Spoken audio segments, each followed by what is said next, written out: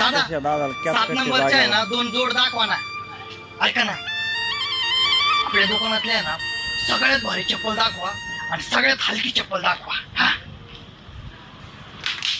दादा दुकानातली सगळ्यात भारी चप्पल वा. आणि दुकानातली सगळ्यात हलकी चप्पल. हम्म. दादा पण हे कोणासाठी?